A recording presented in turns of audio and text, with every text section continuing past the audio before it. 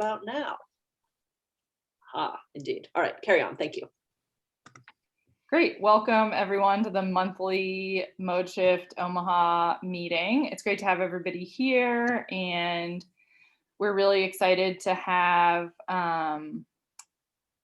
Jeff Sobczyk, who is the Vision Zero coordinator for the city of Omaha. And, you know, we worked hard to get the city to commit to Vision Zero and are really excited that they've hired someone and they're investing more resources in getting to the goal of Vision Zero, which I think many of the people here are familiar with, but means a goal of 0 deaths on our roads. So from pedestrians or cyclists or people in cars or buses. So I think we can all get behind 0 people dying in the roads and having better roads for everyone. So I think that's really exciting. And that's going to be the focus of the meeting tonight. And it's good to see a lot of people are here to hear more about that and meet Jeff. I think we want to do maybe a few quick updates. Sarah maybe has a couple updates on some things. So I'll kick it over to her and then we'll see if folks have any other quick updates before we start the presentation. Cool. Indeed. Yeah, just real quickly, I spoke on behalf of the board in support of the return of spin scooters. And last week, or I'm sorry, this week, as in yesterday, the city council approved both Lime and spin scooters to return for a pilot. So good, bad, or otherwise, we shall see, but they are returning. Obviously, we support not just car transportation, so we're excited. And Spin has actually been doing a lot of outreach and wanting to partner with us on different things. And also, Dr. Wishart and I just worked the other night on submitting an application for the Spin data tools thing, so we'll keep you posted on that. The other thing that I wanted to just bring up really quickly is something we had some good discussion last night at the transit team meeting about potentially what the future of a CIP team could look like, the capital improvement program. And so I just wanted to drop a link in the chat here. This is a new thing that my partner Scott Blake and I have started. We're calling it Council Club. And we meet on Thursdays to discuss the upcoming Tuesday city council agenda. There isn't actually an upcoming Tuesday city council agenda for the holiday. So we're still going to meet because people were jazzed about it last week. There's the link tree. You can sign up for tomorrow's meeting at 7:30 or watch the recording from last week's. But we're going to be talking about the CIP. So just wanted to plug that a little bit. And then the final thing, I'm going to throw another link in the chat because this is how Zoom life works. We are doing bike valet parking at Castle Palooza on June 5th. And so we just have a few spots left that we're looking for volunteers. So if you want to click the link and pick a time frame that would work well for you, we would appreciate it. That is Saturday, June 5th from 2:30 to 9:30. The festival's 3 to 9. So some folks to set up, chunk in the middle, and then a tear down crew. So I think that we'll just keep it brief with updates. That's about all I've got for right now, Liz. Thanks.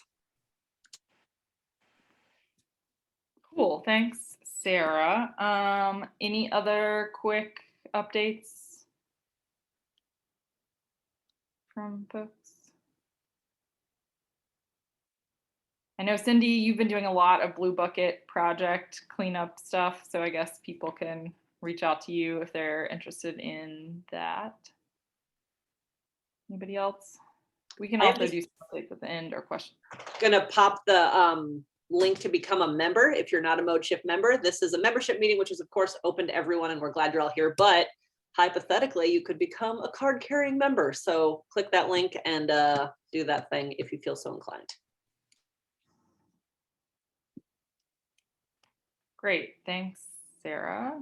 And yeah, the capital improvements program or the CIP, I don't know if we explained that, but just so everybody, it's sort of like the annual plan that the city produces every year that sort of shows how they're gonna spend lots of money in capital improvements. So that means like road widening or building new roads, not things like potholes. That's sort of a different budget, but it sort of plans out the major big investments. So that's something we've been monitoring for a while, and we have some maps and stuff of that. So it's kind of interesting to see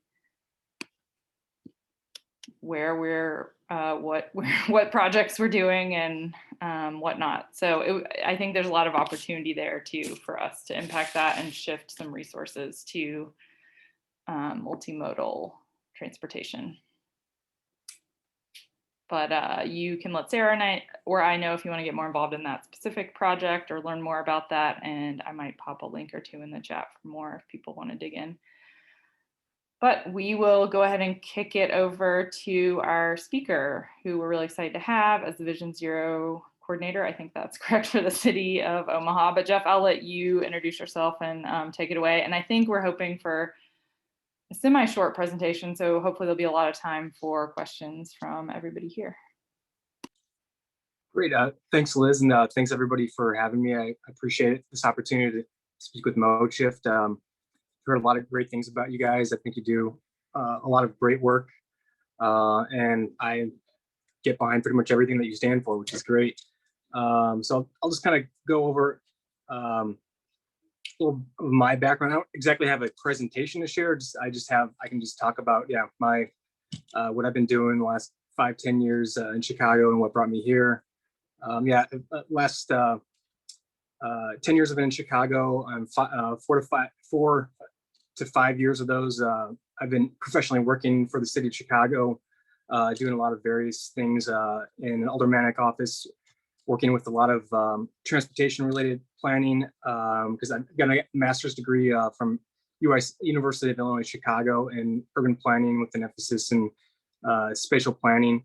And so I did a lot of transportation planning with the Chicago Department of Transportation and our alderman's office, working with a lot of the community on doing infrastructure projects within the ward. And a lot of those infrastructure projects involved multimodal improvements within our ward, getting more bike lanes, doing road diets, and a lot of other things that a lot of the local organizations really wanted through participatory budgeting. I helped lead and facilitate our Transportation Action Committee, and that was a really integral part of getting a lot of things that the community wanted, and those kind of investments into the ward. That community partnership with the city was really great with regard to kind of understanding what's going on in the city, what are the resources, and what's the capacity of the city to kind of respond to the community's need. I got a lot of great experience doing that, and Chicago has a really great Vision Zero program that they introduced in 2016 that I was very involved with the ward that I worked in. So a lot of the projects that we worked on involved a lot of components of Vision Zero. So I coordinated a lot of pedestrian crossing, educational and enforcement opportunities throughout our ward, a lot of bike light and reflective gear giveaways to help promote safe riding in our ward and throughout the city. Just a lot of working with other organizations that work to try to educate the community on safe pedestrian activity and cycling in public streets. I saw a really good opportunity here in Omaha, which is where I grew up, to come back and kind of be more involved in Vision Zero and actually lead Vision Zero in a city that I really felt is a great city, but is lacking in a lot of complete street necessities. I really believe in mobility equity, and I think Omaha is heading in the right direction, but and especially with Vision Zero, they're moving in the right direction. But I think there's a lot of work to be done here, and I saw this as a great opportunity to come in when things appear to be kind of moving in that direction. That commitment by the mayor is huge, to committing to Vision Zero, and then putting the money to bring someone in to professionally oversee it and dedicate their pretty much entire job on making sure that Vision Zero is a success long term. So since I've been here, a lot of onboarding over the last 6 months, and starting a new job in a new city during the pandemic has been pretty interesting. It's kind of slowed down the process a little bit, but just over the last couple months, since people have kind of been coming back, it's kind of helped with the whole Vision Zero process. So I've been collecting a lot of data with some other colleagues in my department, working on creating a kind of decision-making process to help us navigate through our action plan. And so right now we just finalized creating our kind of executive committee that is going to be pretty much consisting of a mix of a lot of internal department heads and a few other external players in the city that can help us move money around and also kind of change cultural habits and public policy as well. So once we get that established and we start meeting, then we're kind of going to work down the tier and start kind of creating a technical advisory committee, and then a lot of sub-working committees after that. And then hopefully within the next year or so, we'll have an action plan to be able to share with the public and have a big event with the mayor and try to kick off officially Vision Zero and trying to move towards our goal of Vision Zero, but first trying to get to our short, medium, and long-term goals that are established throughout the plan, through the project planning phase and the action plan. So I guess that's kind of what I've been up to in a nutshell over the last 6 months. I guarantee I'm forgetting like a gazillion things, but so I guess it'd probably be best if I just open up for questions, and I'm sure I can elaborate further on things that have been going on and things that are being planned right now, and yeah, just what I've been experiencing. Cool, thanks, Jeff. That was helpful and nice intro. I guess I could kick it off with a question, and then if other people want to put stuff in the chat, or I guess they could potentially wave their hands or click the raise hand if they have questions. Probably the chat would be easiest to line them up. But so you mentioned an executive committee. Can you share who is on the executive committee?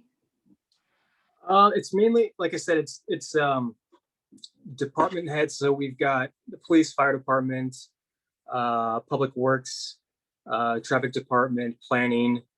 Who else internally? The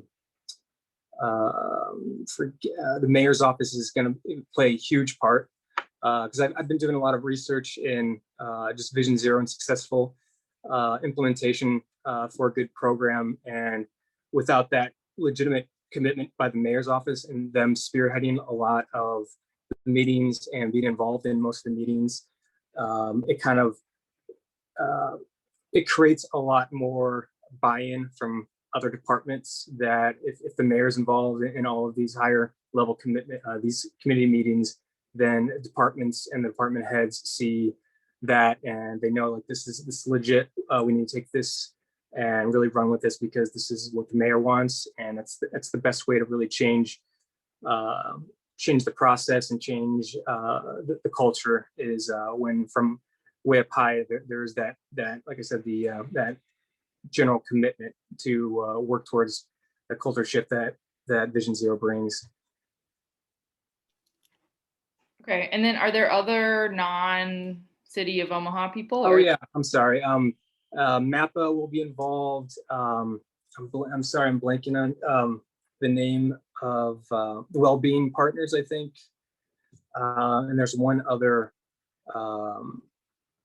nonprofit organization that we're working with, but I'm sorry, can't think of it right now. Okay, well, you could put it in the chat if you think of it later. Okay, and we've got maybe a couple other, and then I guess I have a follow-up around the committees before we move on. You said there'd be a technical advisory committee and some other subcommittees. Are there ways that like people involved with MoChif could apply to be on any of those, or what's the sort of timeline for the creation of this? So that is to be determined. So like I said, right now we've made our selections, and we just I'm trying to set up a meeting with the mayor's office to finalize those. And then once that's done, I think we're going to try to bring all the participants together as soon as possible to have our first meeting to kind of introduce everybody to Vision Zero that doesn't know about it, and kind of provide them a general overview of what we're looking to do. There's a big discussion that has to be had with regard to kind of outsourcing assistance. A lot of cities put a lot of resources into Vision Zero.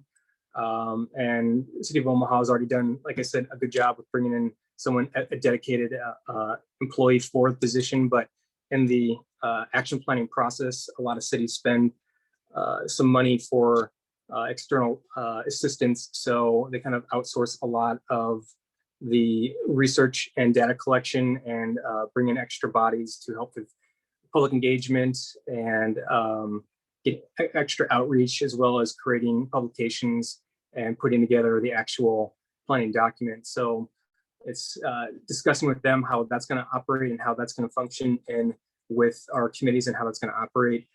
And then once we kind of make that decision, I think then we're going to try to figure out how we're going to work the lower tiers for the TAC and the action teams. And so I guess long story short, or just trying to address what you're saying, don't have quite the answer for that yet. I had kind of a general idea how it's going to work, but it's going to be kind of looking for approval from the executive committee to see if they agree with the kind of format that we're thinking about, or if they have some other ideas that kind of might change how we look at things, or like I said, we might stick with exactly what we have planned.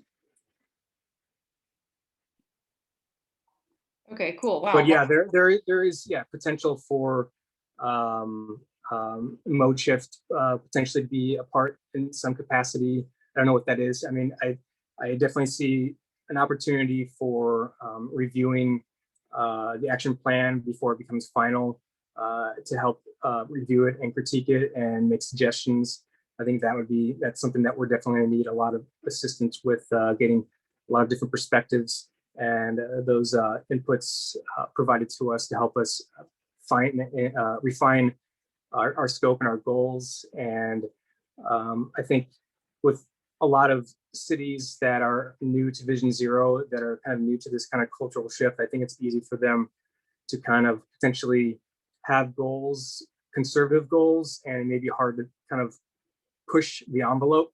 And that's kind of, I think, what the role of the public is, to kind of push a city to be a little bit more bold in what they want to accomplish. I mean, 0 deaths in say a 10-year period is very bold, but then again, it's also hard to accomplish if you're not being bold in your short-term, medium-term, and long-term goals. So I think that's a conversation that is going to be an ongoing thing that we're definitely going to need help with down the road. Cool. And there are lots of questions coming in. I guess I also had the same question. Cindy, do you want to ask the question about ALAC? Oh, or I can ask it. So yeah, I guess it's just like how ALAC is the Active Living Advisory Committee that the mayor created a few years ago, after Mode Shift sort of was upset, and many others, about the ending of a bike and pedestrian coordinator. But ALAC was sort of part of the city saying, okay, we'll do something. We created this committee. And I think Vision Zero commitment sort of came out of the work of that committee. So it's exciting. But yeah, can you talk a little bit about how you're working with that committee, or how you interface with them? Yeah, so once I was hired, I was plugged into a lot of different committee groups and other organizations that kind of revolve around what I'm going to be doing. So there's a lot of introductions, but that committee itself, I've been involved with and participating and attending all of their meetings since I've started. So I'm kind of penciled in as an agenda item for each meeting, just to kind of give an update on Vision Zero itself for the city and where we're at that junction of the road each month. Last couple of months haven't had much to, or the first 2 months didn't have much to report, just considering there's a lot of onboarding. But yeah, over the last couple of months, things have been picking up. So I've had a few more things to share that are I guess more interesting than me just saying, yeah, I'm getting to know people here.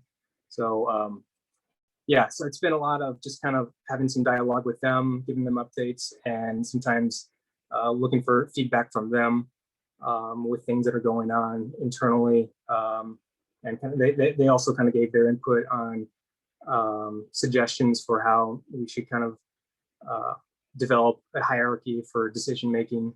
So yeah, they definitely provide valuable input for a lot of things for us, and we definitely see a value in continuing that consistent teamwork moving forward.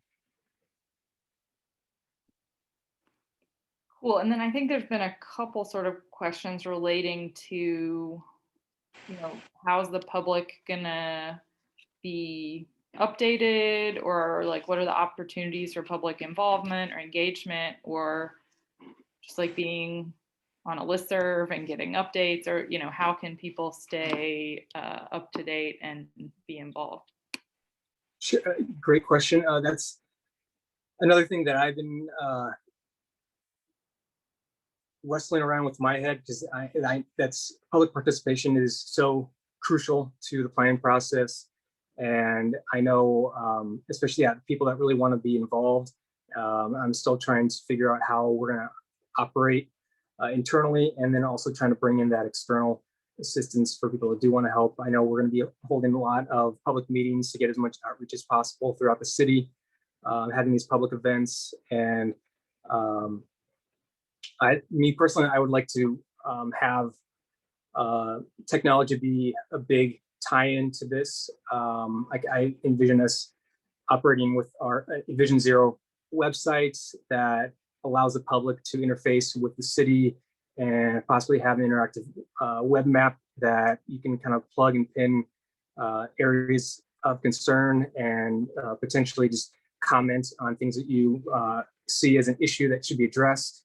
And I see a lot of value in that, because it's kind of it's an open map for everybody to provide their concerns to us, and that's helpful for us in the retrospect that Vision Zero is very data driven, and I think looking at data is very important, but I also think getting that public context and that public input, and kind of comparing the crash data that we have with the observations on the ground, because crash data tells, I think, only maybe 80% of the story. There's so much of the near miss data that's almost impossible to catch unless every car is equipped with GPS, and the city spends $150,000 on software that generates that kind of data. And I've been in several meetings where a lot of these tech companies are trying to sell us this kind of Vision Zero user data operations that work towards compiling that kind of near miss data. And right now, I think a lot of the technology is there. It's just the user interface has not been exactly the market's not been saturated enough to where I think it provides the city enough financial value to really invest in it. I think that could be definitely something that we look much more seriously at down the road, when it's more feasible for us, and we can find some other departments that could see value in it, that could help subsidize the cost, as opposed to just the public works putting all the money into this, where only a few users would be actually using it. So yeah, so I'm sorry, I'm actually kind of going around in a circle and trying to figure out if I've answered the question or not. So please let me know if that was a satisfactory answer or not. I mean, that works. It sounds like you want to have public engagement, but you just haven't like figured it out yet. Yeah. Like people were interested, and there were questions about reporting specific things. And it seems like you're interested in having a map where people could report things. Yeah. And I know a lot of cities do that, and it's a great tool that I definitely want to kind of steal that idea. And you're maybe already getting data from like the mayor's hotline reports and stuff. And you would map data from like all of the deaths on the road, so people could see those too. Yeah, because we have all the fatal crashes already that's already available to the public with our crash data portal. I do have all of the, and as well as all of the just crashes in general that happen in the city is available through the state crash website. So that's one tool that we'll be utilizing. And I also have pretty much all of the crash reports that the police have filed right now. So all of that data is going to be used, and it's just a matter of trying to figure out how we're going to use the data to best serve us and identify all of the areas of improvement and opportunity out there right now, that, and trying to also itemize what is, I guess, itemize what is the most low-hanging fruit that we can jump on right away, because I know money is going to be an issue for us the first couple of years. It's going to be a real challenge, and we're going to have to find, again, the low-hanging fruit that is attainable, that can get us some quick successes. Yeah, and there was actually a question about low hanging fruit, and then a follow-up, what is the low hanging fruit? I think someone else had proposed, yeah, Brian said, could we just get some crosswalks and stop lines? I mean, I think in Omaha, there are some really low cost things that could make, could help, like stop lines and crosswalks, but what do you see those things as? And can we get some of those things happening as the action plan is developed? Like, can the city just start doing some of those easy low-hanging fruit things? Yeah, that's a great question, and that's an observation that I had right when I moved here. And I just whenever I was visiting Omaha when I wasn't living here, that was just kind of something I always noticed, is the fact that there are very few crosswalks. This is to be a Vision Zero city, I think, and I've mentioned this internally, I think we have to readdress the city's policy on the inclusion of pedestrian facilities like crosswalks. I mean, I understand in a sprawled out city like Omaha, budget is always going to affect decision making. But I think, yeah, we have to kind of reconsider how we value crosswalks, and the fact that they provide not only kind of a visual cue that it's a safe place to cross, but it also provides a reminder to drivers that pedestrians cross here and they need to be cognizant of that fact. And I think that's something that I think merits more attention and potentially more money to kind of fill in some of the gaps where there are no crosswalks. I mean, I don't think it's possible. I don't think it's feasible to cross every single intersection in the city. But I do think there will be opportunities in the near future where we are painting more.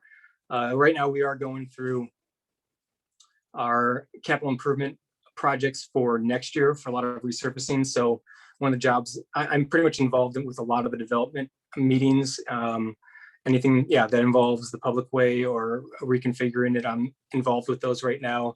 And just kind of providing my own perspective and safety context in those. And there's a lot of opportunities to provide notes and observations. And I've already been making a lot of notes and recommendations for crosswalks, specifically at bus stops, which I think is a really vital thing that should be included with any kind of resurfacing and whenever there's a bus stop. And I know our traffic department is looking at that component right now as a potential low-hanging fruit that we could address. Okay, lots of good discussion in the chat. Manny, I think I just saw you had your hand raised. Do you want to ask a question? Yeah, so I appreciate the conversation around the crosswalks. We definitely need those, especially around schools, and yeah, bus stops are a good spot too.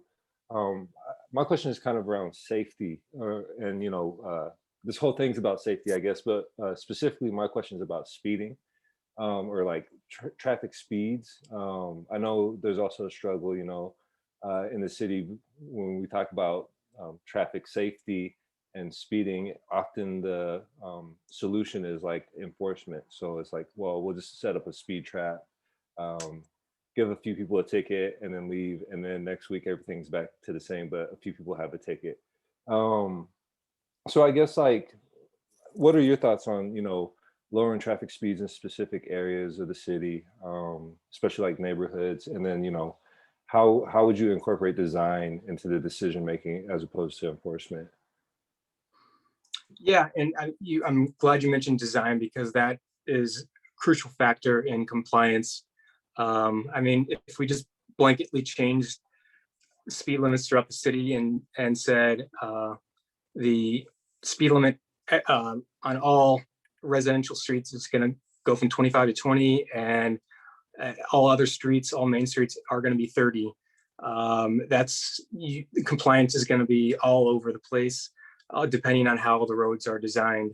And unless you have an overwhelming police force that can be at every single intersection, it can pull over hundreds of cars at one time at each location, which is physically impossible, and have those police officers and cars there year round, you're just not going to get the kind of compliance without some sort of assistance with enforcement, whether it be automated enforcement or, like I said, like street design and retrofitting streets with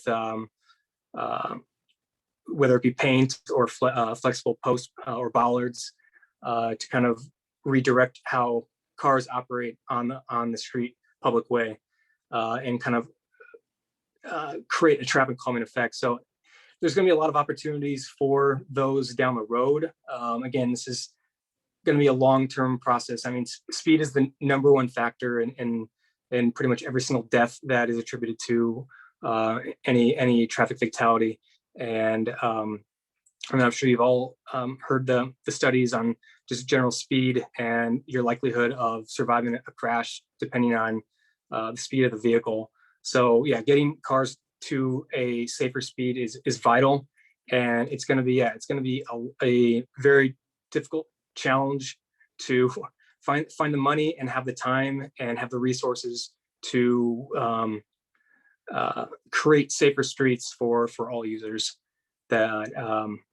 So, and long story short, I don't have an answer. I know what the answer is, but I just don't know how we're going to get there without having that long-term commitment, and I guess an understanding by the public that this is going to be a challenge, but this is something that we're up for, and it's just going to take some patience and understanding that we're not going to be able to fix everything at once. Thanks. Sarah, I think you were raising your hand at one point. Yeah, I just guess I have to push back a little bit, because when you said maybe if we had like a huge police force that could pull over hundreds of people at a time, that would, I mean, aside from being physically impossible, I'm pretty sure that, we talk about the 5 E's, enforcement has kind of dropped off from one of those E's, because we know that when people get pulled over, Black and brown people end up dead sometimes. So when we're talking about street safety, I think that that's just something that's important to keep in mind. And I don't know, I just wanted to say that, because I think that I know I heard you say design. And so I just think that maybe I won't speak for Mode Shift entirely, but I feel pretty comfortable saying that we would all feel much better about design being self-enforcing rather than relying on police, because we know that that can be very dangerous for certain communities. Yeah, I agree 100%. I'm glad you brought that up. And that's the challenge that every city runs into. It's because you have a segment of the population that wants to see enforcement out there, but there's other segment of the population that definitely does not want to see it, because they've seen a lot of negative consequences that happens. And the equity component is very significant in this. And education definitely comes in to this whole topic. So it's going to be a balancing act, because from what a lot of cities I think have how they've operated with regard to education and enforcement is trying to find that balancing act between too much enforcement and just enough to where you're creating more education. It's getting more education out there than relying on that the actual police enforcement. And it's very complicated, and definitely police enforcement is something that we don't want to rely on, but will be probably necessary, especially with speeding and drunk driving when we're talking about those kind of topics. But yeah, yeah, like I said, it's going to be a challenge. Try to find the right balance.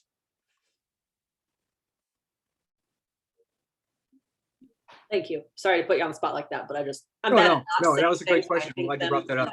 Okay, cool. Thank you.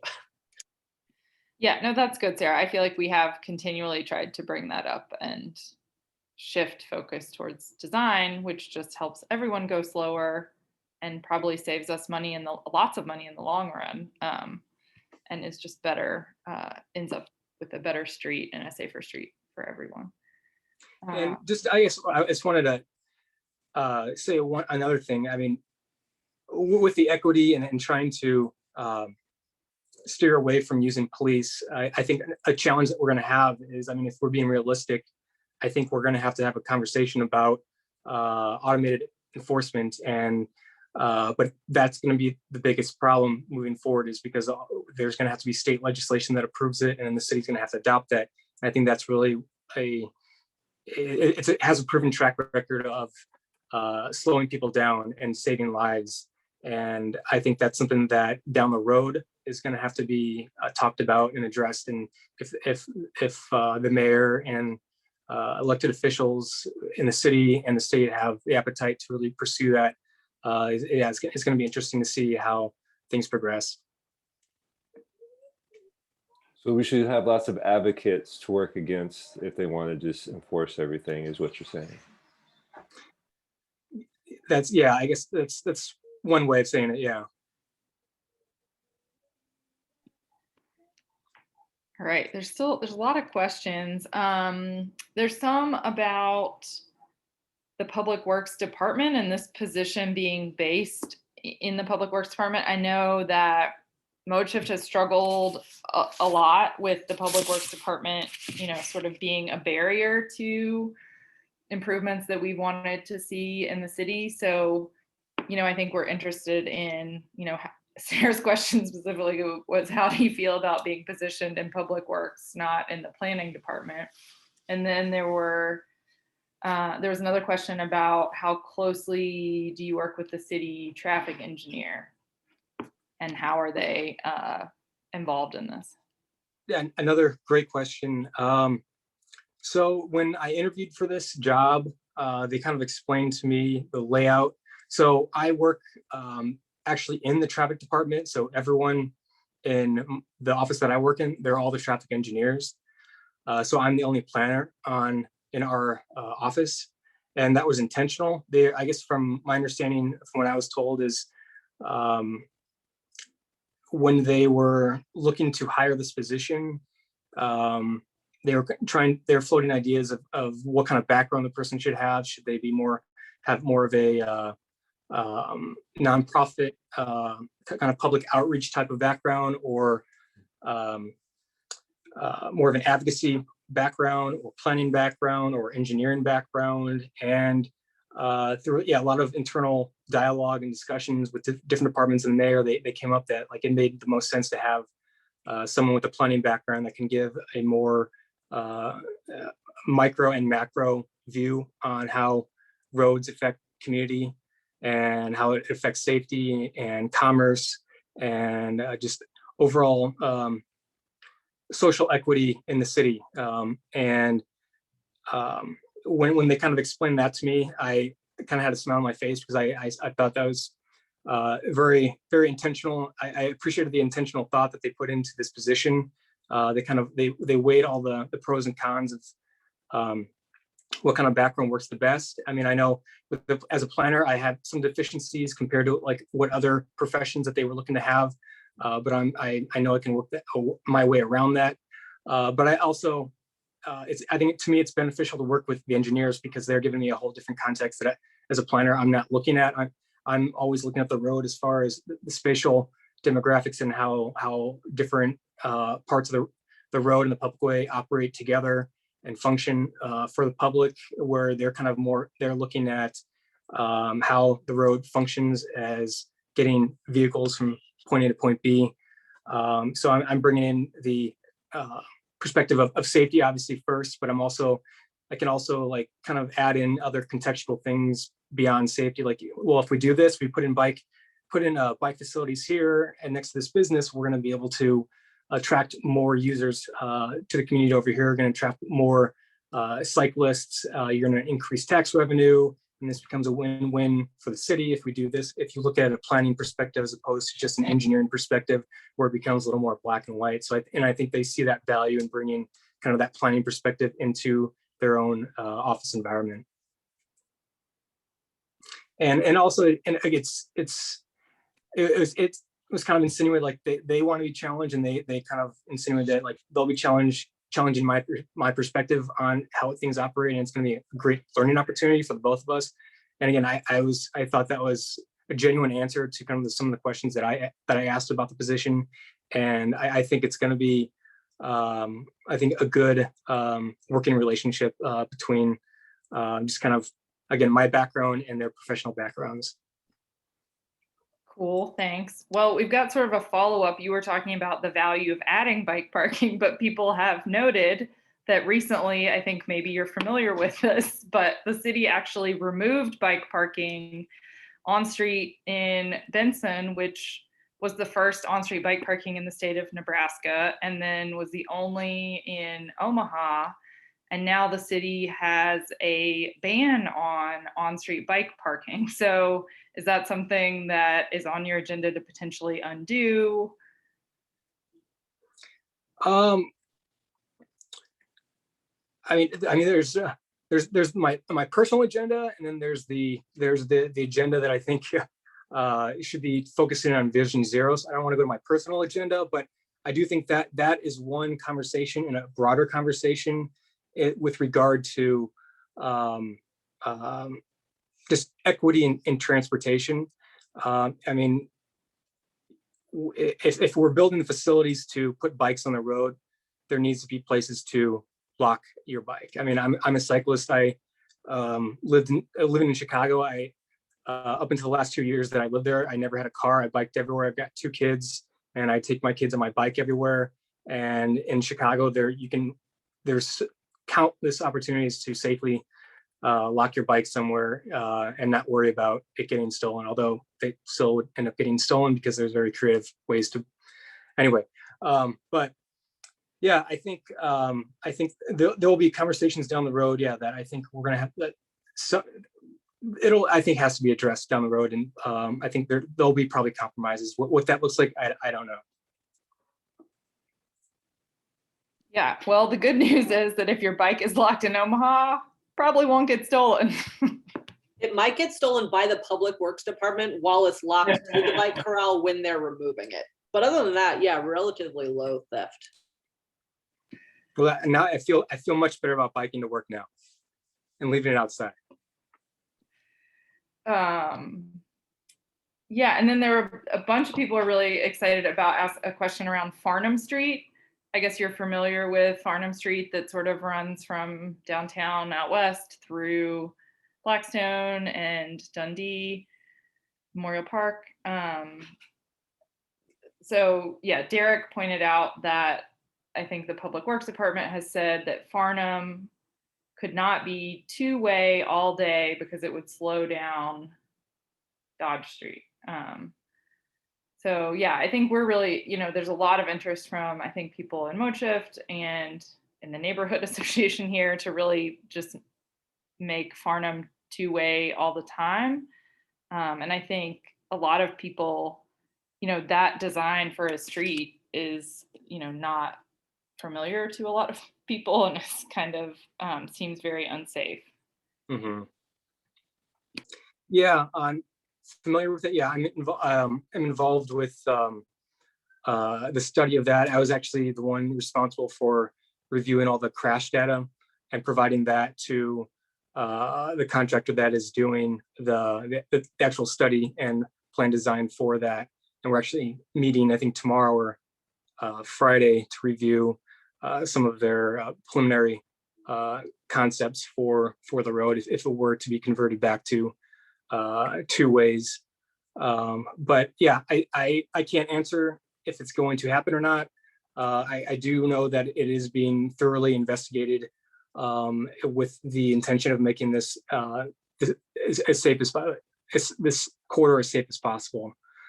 So yeah, I can't tell you if it's going to be changed back or it's going to stay the same, but it's being definitely reviewed for that purpose, and it's being I'd say thoroughly looked at. Yeah, and it looks like Lori and others who I think often are on or near Farnham say there are near misses there every day. Lots more going on in the chat. Does anybody else want to ask a question? Anybody want to raise their hand? Or maybe I missed a question that you asked in the chat earlier. There've been a lot of great. Clyde, you're raising your hand. I bet you have a good question. You mentioned, Jeff, that they used, whether they had automated enforcement. I assume they had it in Chicago. How well did it work in Chicago? And was it, did it really bring down the crash rate? Yeah, yes and no. I mean, contextually, they have automated enforcement for speeding and for running red lights. For speeding, it definitely reduced speeds. However, it was not it wasn't blanketly used throughout the entire city. It was targeted locations, mainly near schools and large public parks that had corridors along them that were chronic speeding issues. So that was definitely a obvious. It brought down the issue at hand like tenfold. Don't quote me on the numbers, but the interesting thing about the red light cameras, they work, but not how people think. So with red light cameras, they make the intersection safer. However, they do cause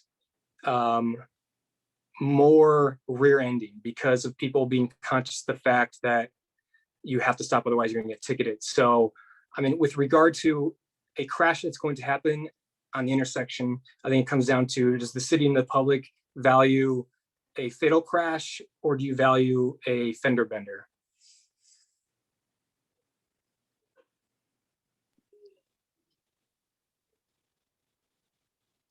I think Yeah. Dave Nelson asked a good question. Yeah, I was gonna let him. David, do you want to come off mute and ask your question? Sure.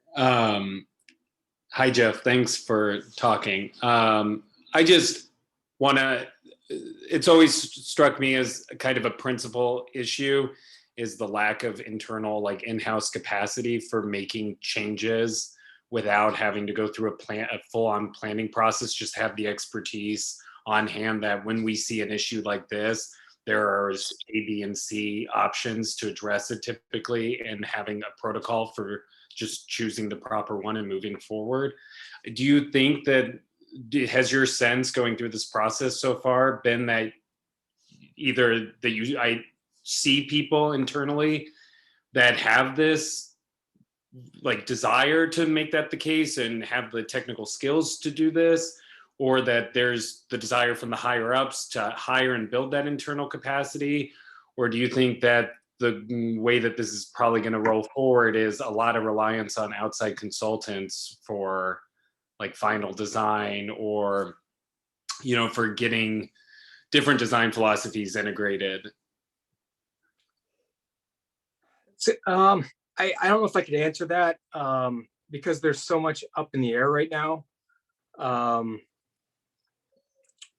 I think, yeah, I'm sorry. That's a good question, and it's tough to answer because I am so new. I mean, I think if I've been around a little bit longer, and I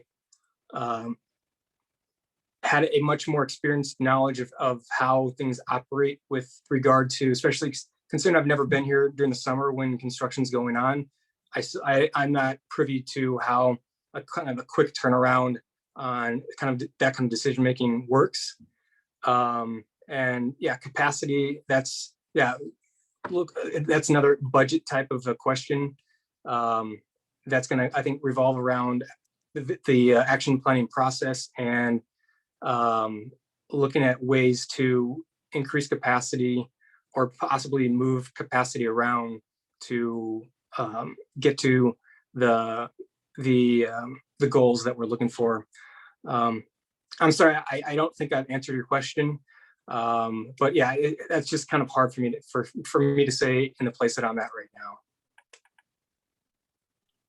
I understand. I mean, how important do you think it is that the city has sort of in-house design capacity for, I mean, I guess the biggest thing is just being able to make changes within like a matter of months rather than years. I mean, from my observation, I think we have that. But I mean, just from my observation, it looks like for the larger projects, that seems to be done externally. For the smaller projects, for like resurfacing, restriping, that from my observation seems to be done in-house, can be done relatively quickly. So if there was something that I think that we decided like, hey, like we like this idea, we heard about this, can we try a pilot? I'm sure our design team can come up with something and do the engineering, the specs on that, and so like, hey, this is the way that the road operates. This is our functional right of way that we can work with, and yeah, this from our design, this can work. So yeah, I think yeah, we have that capacity at this moment, I guess. So I guess I'm sorry, I originally didn't understand your question, but now I kind of do. Yeah, I guess like specifically like a project like Market to Midtown. I mean, do you think Omaha is going to end up in a situation where it can implement a project like that without having to go through bidding it for design? That I see. I don't know the details on that. Sorry, So yeah, I couldn't answer that. I'm sorry. Appreciate it though. Yeah, and that project, Market to Midtown, was a project that I think MoChift helped develop a long time ago. Some of you here are more familiar with it, yeah, a decade ago, I guess. Oh, I'm sorry. Market to Midtown, you're talking about the Harney bike lane. Yes, yeah. Okay, I thought you might yes. not. Yeah. And so that was like a priority project of the transportation master plan like 10 years ago. It was part of the CIP, and then it just sort of got taken out. And then more recently, the city has worked with private sources of money too, and it sounds like it's going to happen, or maybe has started development now. Yeah, from what I heard is it looks like it's going to be a July rollout once. That July is going to be it's either going to be started in July or it's going to be finished in July. But I think it's most likely starting in July. It was moved back a little bit due to some contractual issues.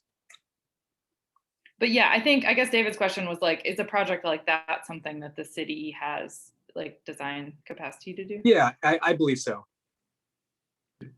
But again, don't hold me to that because I don't have the full institutional knowledge of all of her resources. Okay, wow, lots of good questions. I think Derek had a good one, and then Sarah, I see you have your hand raised, so I'll go to you. Derek had one about the CIP, and I guess you said you've been in CIP meetings. So are there like changes starting to happen towards Vision Zero and some of the CIP stuff that you could talk about?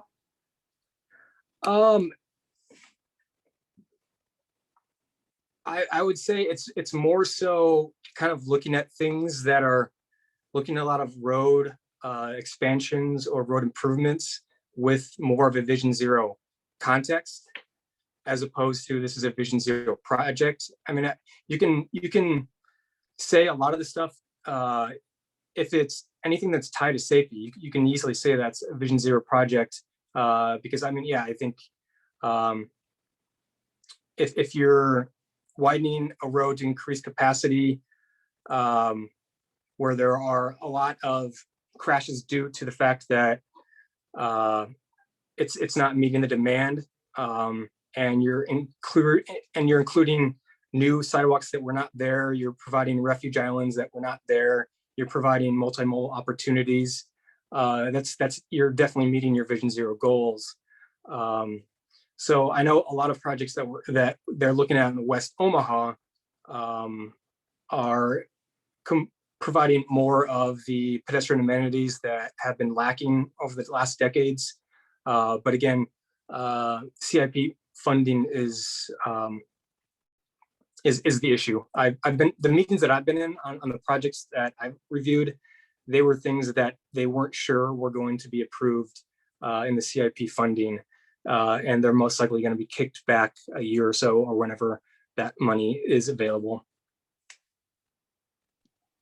Okay, thanks. Sarah, are you still want to Just have like 800 questions, so I'll try to like pick, I guess. So first of all, I just wanted to ask if did you know that the Harney Street Bikeway was a pilot project still only now after 10 years of discussion? Like, just quick historical context, that's a fact. And then the other thing that I was just wondering, while we're talking about CIP and equity, have you noticed, and what are your thoughts on the fact that it seems to be the majority of the money is going to widening intersections and roads in West Omaha, and not a lot is happening in North and South Omaha, which are historically marginalized communities? Yeah, and yeah, I knew the history of the pilot Harney project, and yeah, I mean, again, not knowing exactly where all of our money has gone, not having that context when I started this job, not having that history of where all the investments have gone on specifically, but just generally, just knowing how we've expanded and annexed, I kind of put two and two together that, yeah, that's where most of our investment for road improvements have gone. And that's where Vision Zero comes in. We're going to be looking at all these projects with an equity scope, and I know we're going to be prioritizing those marginalized communities, those communities of concern that we're going to be really focusing our attentions on, especially with projects that are not short term, but I guess looking at trying to prioritize those initially as we move on. Cool. Just a really quick follow-up, since you said something about a short-term goal, and earlier you said short, medium, and long-term goals. Do you have anything we can get excited about as far as like a short-term goal? And I will just apologize a little bit for my I've just lived here too long, and it's hard to sometimes be like, oh cool, something's gonna happen, because of like the case in point with the 10-year pilot. But like, give us some kind of hope. We're not gonna hold you to it entirely, but you said short-term goals, and that's exciting to me. So tell us if you can. Well, I hate to disappoint you, but I don't. That's stuff we have not gotten into yet. Again, I'm just in on meetings of things that have been going on before I got here, so I've just been looped in. So there are no necessarily new projects that I'm working on that I know about. So yeah, I'm sorry, Sarah. I'll just there will be soon, hopefully. I'm right. Crossing my fingers. We all are. Great, thank you. Yeah, definitely. And thanks, Jeff. I feel like hopefully you don't feel too grilled, but we have a lot of questions about, and we're very excited about Vision Zero and potentially helping the city get to Vision Zero, right? Definitely. Let's see, does anybody else want to raise their hand and ask a question? I don't have one queued up. There have been a lot of good ones.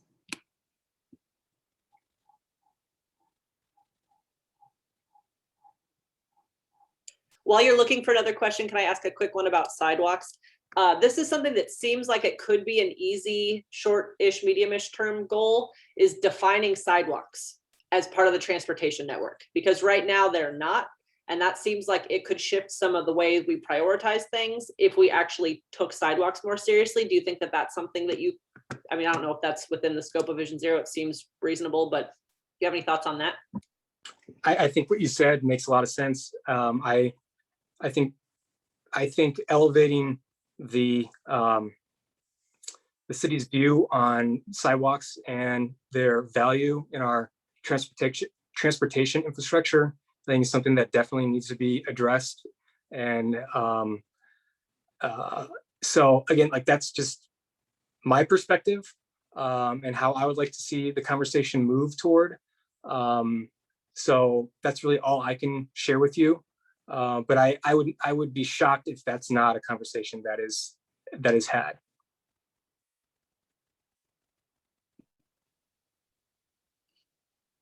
Cool. And I think Derek asked a great question. I was also just wondering asking, but I think we've asked you a lot of maybe hard questions and tough questions that you're kind of new, but we do want to help. So, how can we help support Vision Zero? Derek specifically was like, I can call the mayor's hotline every day. Is that useful? Like, yeah, how often, do you, is the mayor's hotline data useful if we report stuff or? That's another resource that we're still trying to figure out its utility. Like I said, right now, what's really important is the crash data that we're getting. But when we're reviewing that, it's going to be the anecdotal public comments that are brought through the mayor's hotline or through what I mentioned earlier with an interactive web map of the city. So I think once that kind of stuff is up and operational, that's something that I think would be amazing for you guys to help us with, is to get the word out on this tool, this public tool, and get more people on board with kind of being more proactive with auditing. You guys, I need to do a great job of auditing a lot of streets and public ways and sidewalks, and that the report that you guys shared with me was great work. I looked into some of that and tried to get some of the issues at least reviewed.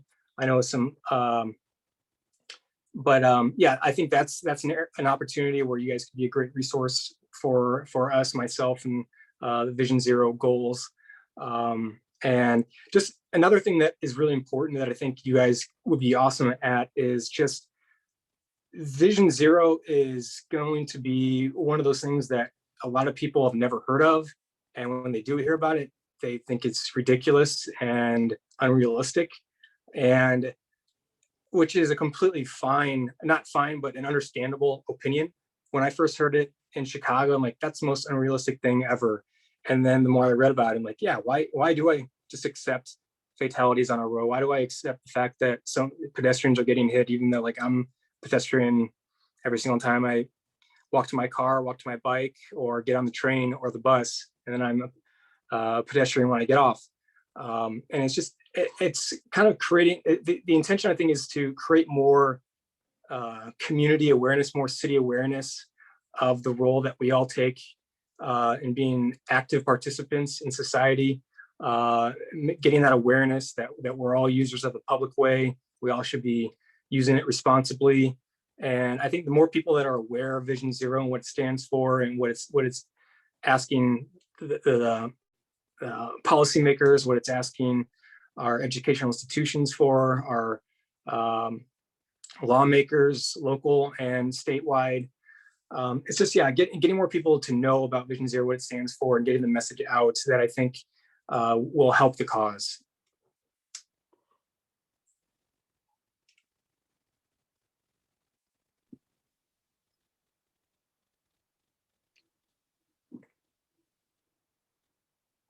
Cool. That's awesome. Yeah, keep us posted. I was just, sorry, Liz, I don't mean to step on your toes, but yeah, we are here to help. I think sometimes that like, I mean, and I'm sure you can't be completely transparent about maybe what you have or haven't heard about mode shift, but like contrary to maybe what some people think, we really do care a lot about the city, and we really want to work with the city to make it safer and better for all. So regardless of what, by the way, say. I loved the plunger experiment you guys did. That was fantastic. I've never heard of anyone do that, and I laughed pretty hard. That was impressive. Okay, that was not mode shift. I just have to. That wasn't.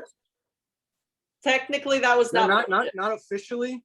Not officially. Okay. Officially not mode Jeff, shift. if you could get the Public Works Department to say that like we can do a pilot of something like that, we would love to do more of that. I think in the past when we've asked the Public Works Department to partner with us on projects like, can we put green chalk paint and like see how that works in a crosswalk? What do people think? Do they like it? You know, We will prosecute you.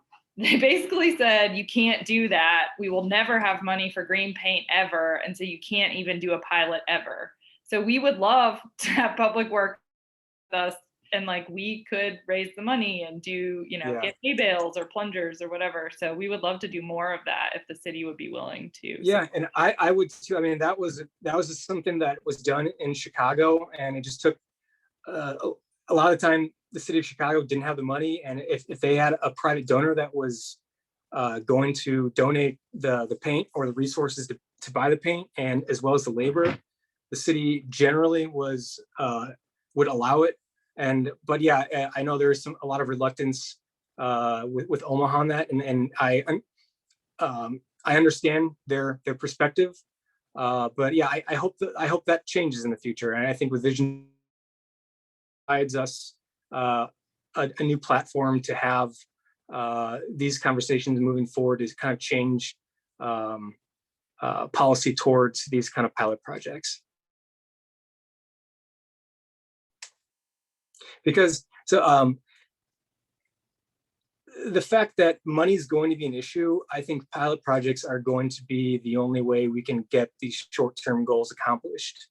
Like one example I recently came across was a pilot project somewhere in Virginia that they received a safety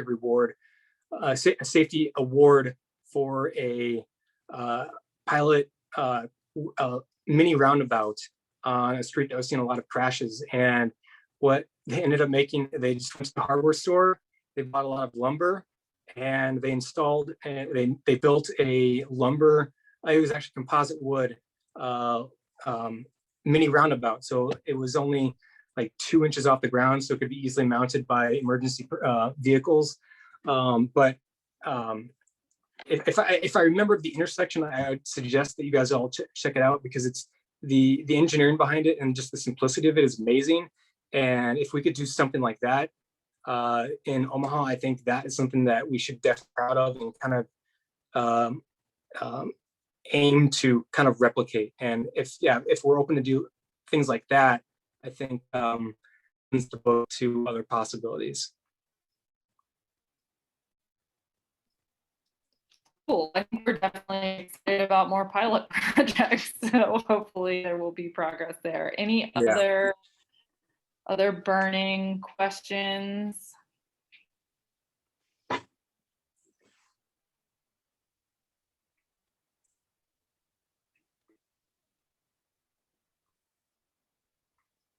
Okay, I don't think I see any more, although my internet is making me out. I think my internet's also weird, but I did have one quick question about ADA ramps. At one point, we were told that someone who attended an ALAC meeting was under the impression that you were just going to be in charge of ADA paperwork for the first few years. Is that inaccurate? ADA paperwork? Yeah, that's what. No, sorry, go ahead. yeah, doesn't sound accurate. Great. Okay, cool. Wow. That person's not on the call, so I'll touch base with them. Okay, good news. Yeah, I don't think I would have taken this job if that was the case. Yeah, we were heartbroken. I was like, that is incredibly wasteful of resources put into someone who will hopefully do a lot more than just, I mean, but ADA is also something that like Omaha does need to understand is crucial. And Yes. Unfortunately on Ames Street, they just repoured a bunch of curbs without ADA ramps. So I don't know if you know about that little tidbit. No, But, where was that? I can show you on a Google map when they redid it, and they acted like they did it only recently and they're taking care of it, but they redid it. Ames Street between 60th and 66th Street. And in 2015 is when Google Maps historically, if you rewind, you can see when it was done. Anyway, yeah, I'll stop talking. There's just so much work for you to do. We're glad you're here. Yeah, I don't think there's enough hours in the day.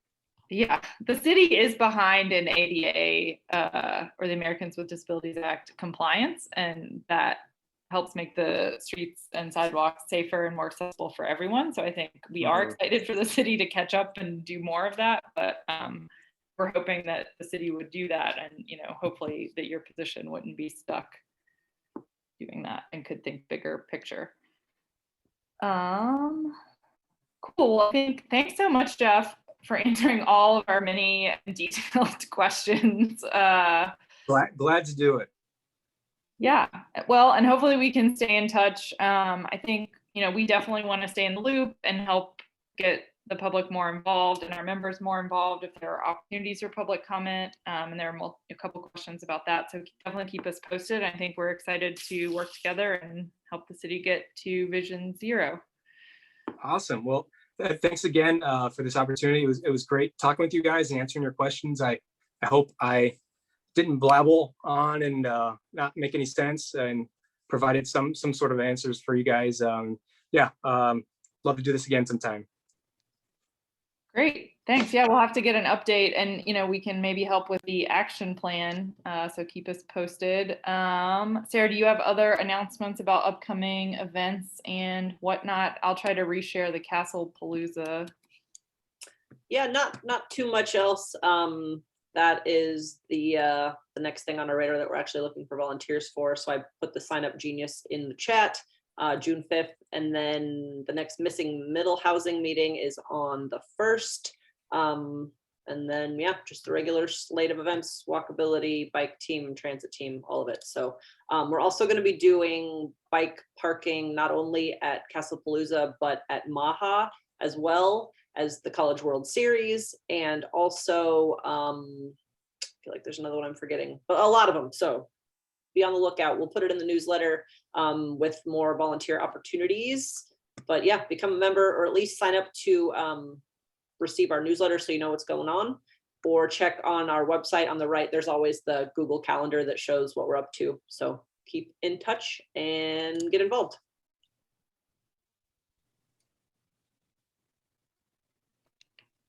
Thanks everybody for all the great questions. Thanks, Sarah. And Sarah, you'll put the recording on our YouTube channel, right?